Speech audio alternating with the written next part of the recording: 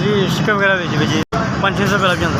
मैं बजुर्ग है, मेरी उम्र 52 साल हैगी है। मेरी बेटी हैगी है, 3 बेटियां मेरियां, एक बच्चा मेरा बजुर्ग है।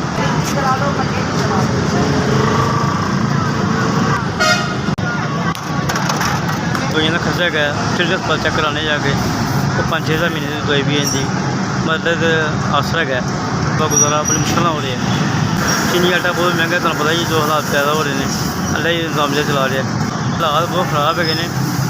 बेगना ने फोन लाया कि फौजी हो गई है, पैसे मिलने बड़े कोई नहीं, फैसला पर जाना फौज गई, कारोबार है कोई नहीं। 5-10 रुपये बचते हैं, 5 रुपये बचत होंगी है। तो महंगाई बहुत ज़्यादा, तुम पता जो हालात है ने, बड़ी मुश्किल चल रही है। हांडी मान नहीं, घ्यो दुद्ध मान नहीं गा, अल्लाह ही निजाम कर रहा है।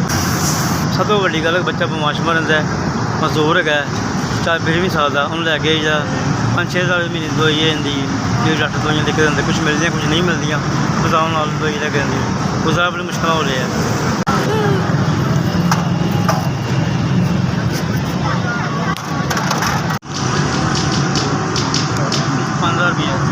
5,000 रुपये बड़ा शुक्रगुजार है कि जिन्होंने 5,000 रुपये दिया, अल्लाह तुम सेहत दे ला पाओ, उन्होंने रिजल्ट दे तुम सेहत लाख फरमाए, अल्लाह तला कारोबार बरकत फरमाए, अल्लाह तला पाओ। मेरे करीब जिन्होंने भी मदद की, अल्लाह पाक तुम सेहत दे, तुम सेहत दे, बच्चों तुम सेहत लाख फरमाए, अल्लाह तला थम रिजल्ट इजाफा करे। मैं माड़ा बंदा है, अल्लाह पाक तुम सेहत दा इजाफा फरमाए, जिन्होंने मेरे माड़े बंदे वास्ते वसीला बनाया है पैसों का। मैं शुक्रगुजार अल्लाह का शुक्रगुजार HCBL तलब